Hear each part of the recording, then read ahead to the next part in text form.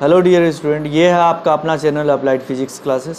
आज हम लोग यूनिट 2 का यानी करंट इलेक्ट्रिसिटी का एक टॉपिक पढ़ेंगे जिसका नाम है effect of temperature on resistivity, यानी तापमान का प्रतिरोधकता पर प्रभाव। ठीक है ना, तापमान का प्रतिरोधकता, रेजिस्टिविटी का हिंदी क्या होता है? प्रतिरोधकता। ठीक है, पर प्रभाव, effect of temperature on resistivity. तो चलो बिना कोई देरी किए हम लोग शुरू करते हैं। बस आप लोग जो है वो अपना नोट बना लें, कॉपी और पेन निकाल लें और चलिए हम लोग शुरू करते हैं। तो हेडिंग अपना लगा लोगे तुम लोग, effect of temperature, effect of temperature, effect of temperature on resistivity, effect of temperature on resistivity. जिन्हें हिंदी में लिखना है वो अपना हिंदी में लिख लेंगे, हेडिंग लगा लेंगे, प्रतिरोधकता पर तापमान का प्रभाव, effect of temperature on resistivity. Clear है? तो चलो हम लोग शुरू करते हैं। देखो ध्यान दो, यहाँ पर जैसे हम लोग जान रहे हैं ये हमारे पास कंडक्टर वायर है, ये हमारे पास एक कंडक्टर वायर है, ये इसका हमारा क्रॉस सेक्शन एरिया है। ठीक है ना, ये इसका क्रॉस सेक्शन एरिया है। सपोज कर लेते हैं इसका लेंथ कितना है, हमारा L है। क्लियर है? इसका लेंथ हमारा कितना है? L है। और इससे कितना करंट फ्लो हो रहा है? I करंट फ्लो हो रहा है। और ये इलेक्ट्रॉन्स का फ्लो है opposite to the direction of current. Number of free electrons per unit volume क्या है? हमारा N है। तो इस तरीके का चीज़ हम लोग जान रहे हैं। M क्या हमारा? मास ऑफ इलेक्ट्रॉन है।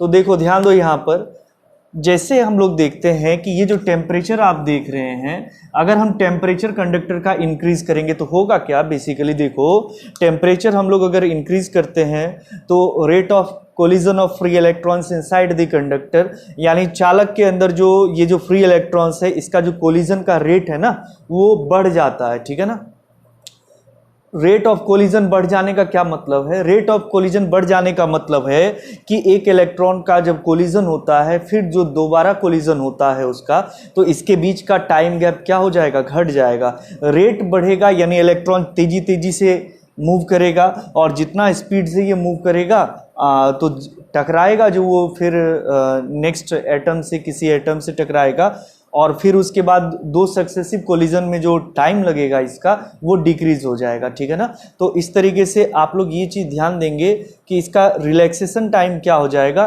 घट जाएगा। आया बात समझ में? Rate of collision of free electrons अगर हम इंक्रीज करेंगे, टेम्परेचर बढ़ेगा तो rate of collision of free electrons increase करेगा, और rate of collision of free electrons अगर इंक्रीज करेगा तो रिलैक्सेशन टाइम क्या करेगा? डिक्रीज करेगा। सीधा सा पॉइंट है, आप लोग फिर से समझ लीजिए। यहाँ पर अगर हम टेम्परेचर को जो है इंक्रीज करेंगे तो रेट ऑफ कोलिजन जो है, रेट ऑफ कोलिजन ये भी क्या हो जाएगा? इंक्रीज हो जाएगा। और रेट ऑफ कोलिजन अगर इंक्रीज हो जाएगा तो हमारा जो रिलैक्सेशन टाइम है ये क्या हो जाएगा? डिक्रीज हो जाएगा। ये आप पॉइंट्स को ध्यान से देखिए, temperature increases then rate of collision also increases, और रेट ऑफ कोलिजन इंक्रीज होगा तो रिलैक्सेशन टाइम क्या होगा? डिक्रीज होगा। क्लियर है पॉइंट? चलो कोई दिक्कत नहीं है। अब हम लोग आते हैं नेक्स्ट पॉइंट पर। तो देखो यहाँ पर हम लोग एक फार्मूला लेते हैं जो कि हम लोग प्रीवियस लेक्चर में पढ़े हैं। अगर आप लोग अभी तक यूनिट 2 यानी करंट इलेक्ट्रिसिटी का प्रीवियस लेक्चर नहीं देखे हैं तो प्लेलिस्ट में पहले उसे वॉच कीजिए, फिर उसके बाद ये सब पॉइंट समझ में आएगा। ठीक है, नहीं तो प्रॉब्लम होगा। चलो तो हम लोग देखते हैं यहाँ पर अब है क्या, कहाँ से हमको स्टार्ट करना है। क्लियर है पॉइंट? ठीक है, तो चलो शुरू करते हैं हम लोग। तो we have formula I is equal to NeAVD। Clear है ना? I is equal to NeAVD। एक बार फिर इसका कहानी समझ लो तुम लोग कि अगर हम टेम्परेचर, कंडक्टर का टेम्परेचर को बढ़ाते हैं तो टेम्परेचर बढ़ने से rate of collision of free electrons inside the conductor वो भी बढ़ जाएगा, और rate of collision of free electrons inside the conductor अगर बढ़ेगा तो हमारा जो रिलैक्सेशन टाइम है वो क्या होगा? डिक्रीज होगा। तो ये वाला जो ग्राफ पॉइंट हम बनाए थे अभी, मतलब ये जो हम सिंबल में समझाए हैं, इसको ध्यान रखना। Temperature increases then rate of collision, ठीक है ना, rate of collision also increases and rate of collision increases then relaxation time decreases. ये पॉइंट तुम लोग ध्यान रखना, टेम्परेचर बढ़ा रहे हैं, रिलैक्सेशन ये रेट ऑफ कोलिजन जो है ये भी बढ़ रहा है, और रेट ऑफ कोलिजन अगर बढ़ रहा है तो रिलैक्सेशन टाइम क्या हो रहा है, घट रहा है। तो we have I is equal to N A V D, जहाँ आप लोग जान रहे हैं where n is equal to number of free electrons. चलो लिख देते हैं, नंबर ऑफ फ्री इलेक्ट्रॉन्स क्या है, पर यूनिट वॉल्यूम, यानी प्रति एकांक आयतन में इलेक्ट्रॉनों की संख्या क्या है, हमारा n है। तो प्रति एकांक आयतन में अगर मालूम है हमको और पूरा वॉल्यूम आयतन मालूम है, तो हम लोग पूरा वॉल्यूम में कितना इलेक्ट्रॉन्स होगा वो फाइंड कर सकते हैं। E is equal to charge on an electron, charge on an electron, clear है। A is equal to cross section area of conductor and VD is equal to drift velocity. VD क्या हमारा, drift velocity है। तो हम लोग ये जो effect of temperature on resistivity है, इसे समझने के लिए हम लोग ये जो फार्मूला है यहाँ से हम लोग स्टार्ट कर रहे हैं, clear. I is equal to N A V D. अगर आप लोग इस फार्मूला का प्रूफ अभी तक नहीं पढ़े हैं तो ये सब हम डिराइव करके बता चुके हैं ऑलरेडी, तो नहीं देखे हैं अगर वीडियो तो वो पहले वॉच कीजिए, कोई दिक्कत नहीं है। सारा फार्मूला क्लियर किया जा चुका है प्रीवियस लेक्चर्स में। We have but VD drift velocity is equal to, आपको फार्मूला आता होगा E tau divided by m, ये भी हम लोगों ने पढ़ा है। तो आप क्या करेंगे, ये जो यहाँ पर VD देख रहे हैं ना, इसके बदले उतना पुट कर दो, therefore I is equal to क्या हो जाएगा, NEA तो है ही, देखो है ना NEA, इंटू VD के बदले क्या पुट कर देंगे, ई टाउ डिवाइड बाय m। तो यहाँ देखो E इंटू ई क्या हो जाएगा, E स्क्वायर, और I is equal to NAE square capital E tau divided by m। कोई दिक्कत नहीं है इसमें, चलो ठीक है। अब यहाँ पर देख लो एक बार इस पॉइंट्स को, यहाँ पर इस पॉइंट को देखो कि ये जो E है इलेक्ट्रॉनिक चार्ज है, ये कैपिटल E क्या है हमारा, इलेक्ट्रिक फील्ड, टाउ क्या है हमारा, रिलैक्सेशन टाइम, एंड m क्या हमारा, मास ऑफ फ्री इलेक्ट्रॉन, ठीक है ना, उसका मास है। अब अगेन हम लोग यहाँ पर देख रहे हैं ए V is equal to PD that means potential difference, क्या है ये हमारा potential difference, and L is equal to length of conductor, length of conductor, ठीक है ना, लेंथ ऑफ कंडक्टर। जैसे मान लो ये हमारे पास एक कंडक्टर वायर है, इसका लेंथ L है और इसके अक्रॉस हमने VPD पोटेंशियल डिफरेंस भी अप्लाई किया है, तो एक इलेक्ट्रिक फील्ड यहाँ पर एस्टेब्लिश हो जाएगा which is E is equal to V upon L, clear. हम लोगों ने पढ़ा है ये भी formula, therefore intensity, electric field intensity is equal to E and E is equal to V by L। अब E is equal to V by L, यहाँ पर E के बदले V बाय L पुट करो, तो we have I is equal to क्या है, NAE square tau divide by m, ठीक है ना, NAE square tau divided by m into E के बदले देखो कितना हम रख देते हैं, V बाय L। अब V को इधर ले आओ, डिवाइड कर दो, I divided by V is equal to NAE square tau divided by क्या, ml, क्लियर है। चलिए अब हम लोग देखते हैं यहाँ पर, बस बहुत ही आसान सा टॉपिक है, इसको इजीली हम लोग समझ सकते हैं, डिस्क्राइब कर सकते हैं, वर्णन कर सकते हैं इसका। I upon V is equal to NA square tau divide by ML। अब इसको पलट दो, V अपॉन I कर दो, और V upon I is equal to ML ऊपर आ जाएगा और divided by NAE square tau नीचे, कोई दिक्कत नहीं है, ML divided by NAE square tau नीचे, ठीक है ना। अब हम लोग जान रहे हैं V by I from Ohm's law, यही तो रेजिस्टेंस R होता है ना, तो R is equal to ML divided by NAE square tau. We have V is equal to, या डायरेक्ट लिख देते हैं R is equal to V upon I from Ohm's law, हमने पढ़ा है। ऐसे भी रेजिस्टेंस का हम लोग एक पॉइंट बनाए थे, resistance is the ratio of potential difference to the electric current flowing through the conductor, clear.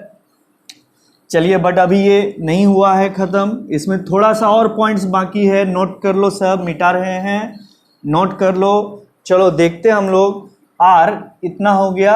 अब हम लोग प्रीवियस क्लास से हम लोग जान रहे हैं एक रजिस्टिविटी का, उसमें हम लोगों ने फॉर्मूला पढ़ा था कि रेजिस्टेंस का formula in terms of resistivity, ये देखो, but R is equal to rho into L divide by कितना, A, rho into L divided by ए।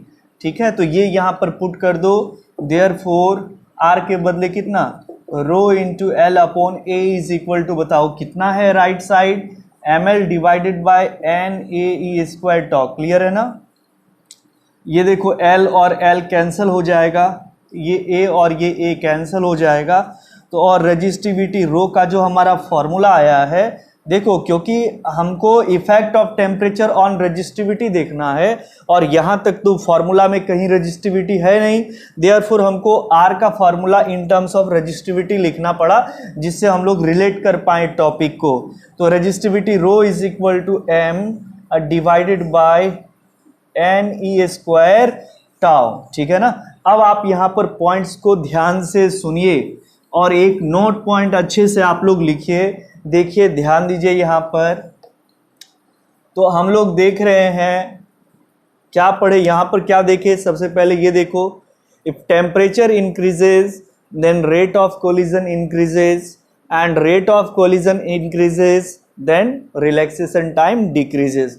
अब सुनो, ध्यान दो, कहने का मतलब है अगर हम टेम्परेचर इंक्रीज कर रहे हैं तो रिलैक्सेशन टाइम क्या हो रहा है, डिक्रीज हो रहा है। ठीक है ना। तो व्हेन टेम्परेचर इंक्रीजेज या if temperature increases then relaxation time RT, that means क्या, relaxation time decreases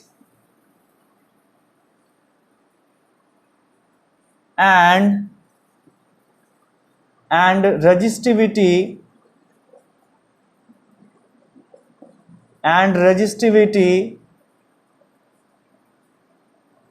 increases। Clear है। If temperature increases then relaxation time tau decreases and resistivity increases। ठीक है। तो अब आप लोग देखिए यहाँ पर, अगर हम लोग टेम्परेचर क्या कर रहे हैं, अगर हम लोग टेम्परेचर इंक्रीज कर रहे हैं तो रिलैक्सेशन टाइम क्या होगा, डिक्रीज होगा, और रिलैक्सेशन टाइम अगर डिक्रीज होगा तो रेजिस्टिविटी क्या होगा, इंक्रीज होगा। क्योंकि आप यहाँ से देख रहे हैं कि अगर हम रिलैक्सेशन टाइम को डिक्रीज देख रहे हैं, डिक्रीज हो रहा है, तो ये क्या होगा हमारा, इंक्रीज होगा। क्लियर है पॉइंट। तो आप देख रहे हैं यहाँ पर basically rho is equal to M divided by N square. तो बहुत ही इंपॉर्टेंट फार्मूला है और इस फार्मूला में कहीं भी कंडक्टर का लेंथ या कंडक्टर का क्रॉस सेक्शन एरिया का डिस्कशन नहीं है। That means resistivity of a material और conductor does not depends on the length and cross section area of the conductor. ये सब आप नोट में लिख सकते हैं। तो नोट में आप लोग लिख लीजिए, रेजिस्टिविटी ऑफ अ कंडक्टर और material does not depends on the length and cross section area of the conductor. फिर से सुनो एक बार, resistivity of a conductor does not depends on the length and cross section area of the conductor, है ना। ये only depend करेगा किस पर, number of free electrons per unit volume पर और रिलैक्सेशन टाइम पर। क्लियर है। अब देखो, जैसे अगर आप मटेरियल बदलते हैं, ठीक है, तो वहां पर number of free electrons per unit volume change होगा। जैसे कॉपर का कुछ और होगा, सिल्वर का कुछ और होगा, और आप डिफरेंट टेम्परेचर पर देखेंगे तो रिलैक्सेशन टाइम में क्या होगा, चेंजिंग होगा। देयरफॉर रेजिस्टिविटी जो है वो इंक्रीज या डिक्रीज करेगा इस तरीके से। तो आप लोग देख रहे हैं यहाँ पर point number 1, resistivity is inversely proportional to number of free electrons per unit volume, and point number 2, resistivity is inversely proportional to the relaxation time. Clear है पॉइंट। तो चलो, आज का ये टॉपिक हम लोग को पढ़ना था, कवर करना था, और ध्यान रखना ये फॉर्मूला बहुत ही इंपॉर्टेंट फॉर्मूला है, आपको कभी भी यूज हो सकता है। तो अच्छे से आप लोग पढ़िए और चलिए अब हम लोग नेक्स्ट लेक्चर में मिलते हैं। तब तक के लिए थैंक यू।